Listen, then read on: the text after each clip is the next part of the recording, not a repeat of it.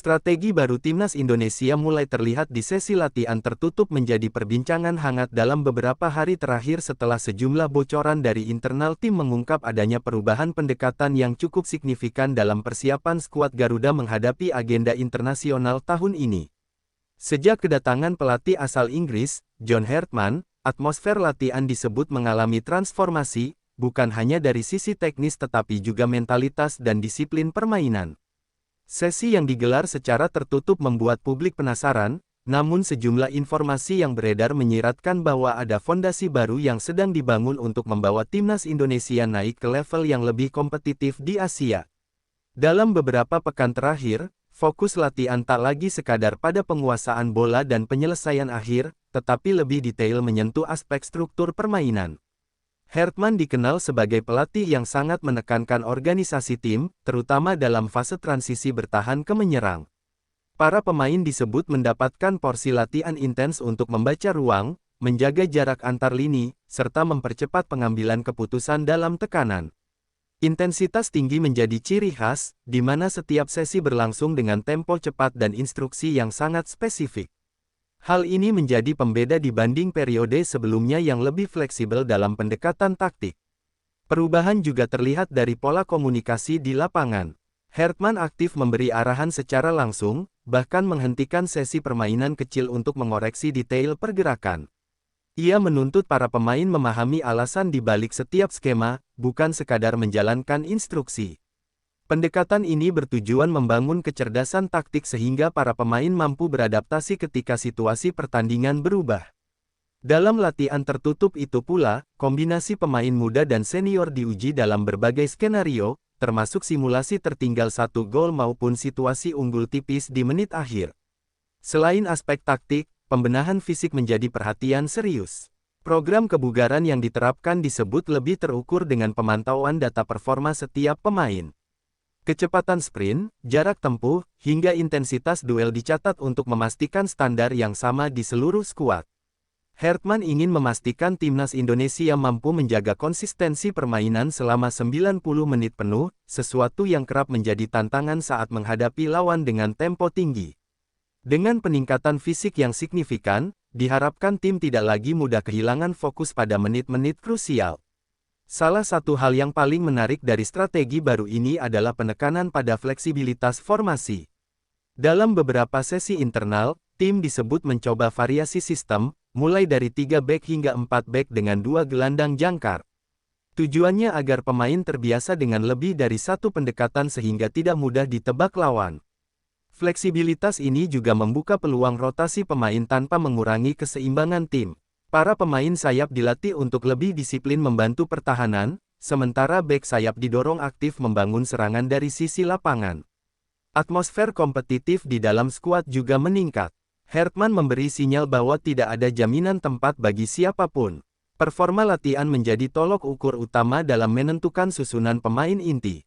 Hal ini memacu setiap individu untuk menunjukkan kualitas terbaiknya. Pemain muda yang sebelumnya jarang mendapat kesempatan kini memiliki peluang yang sama jika mampu memenuhi tuntutan taktik. Di sisi lain, pemain senior dituntut menjadi teladan dalam kedisiplinan dan komunikasi di lapangan.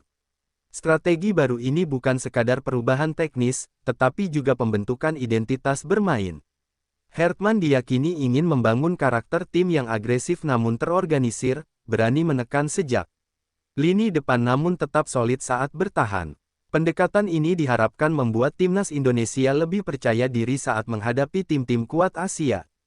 Kepercayaan diri menjadi aspek penting, mengingat dalam beberapa turnamen sebelumnya skuad Garuda kerap kesulitan menjaga konsistensi saat menghadapi tekanan besar. Meski latihan dilakukan tertutup, dukungan publik tetap terasa.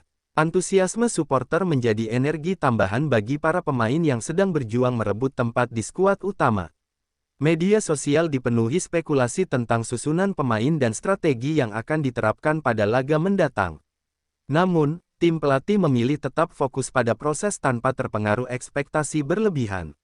Hartman beberapa kali menegaskan bahwa transformasi membutuhkan waktu, dan hasil instan bukanlah tujuan utama. Yang lebih penting adalah fondasi jangka panjang yang kuat. Agenda uji coba internasional yang akan datang menjadi momen penting untuk melihat sejauh mana efektivitas strategi baru ini.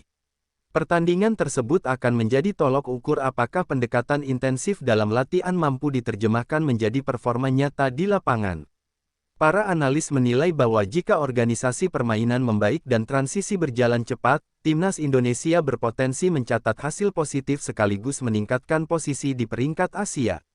Di balik semua perubahan ini, ada optimisme yang perlahan tumbuh.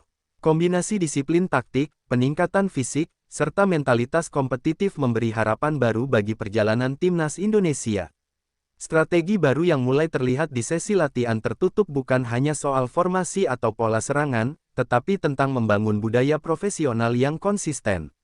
Jika proses ini berjalan sesuai rencana, bukan tidak mungkin skuad Garuda akan tampil lebih matang, lebih berani, dan lebih siap menghadapi tantangan di level internasional.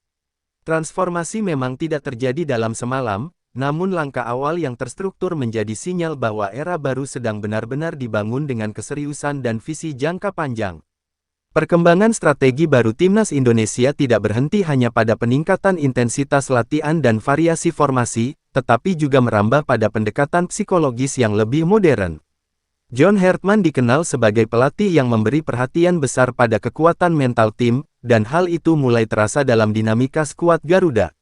Dalam beberapa sesi internal, para pemain diajak berdiskusi terbuka mengenai target pribadi dan target tim, menciptakan rasa tanggung jawab kolektif yang lebih kuat. Pendekatan ini membangun kepercayaan diri sekaligus mempererat hubungan antar pemain, sehingga komunikasi di lapangan menjadi lebih efektif.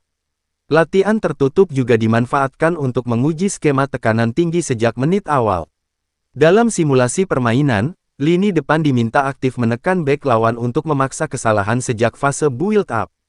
Pola ini membutuhkan koordinasi yang presisi agar tidak meninggalkan celah di lini tengah. Oleh karena itu, gelandang bertahan mendapat peran vital sebagai penyeimbang, memastikan transisi negatif dapat diantisipasi dengan cepat. Detail-detail kecil seperti posisi tubuh saat menerima bola, sudut umpan pertama, hingga timing overlap bek sayap menjadi perhatian khusus tim pelatih.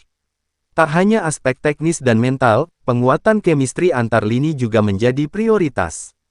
Kombinasi pemain diaspora dan talenta lokal terus diuji untuk menemukan komposisi paling solid.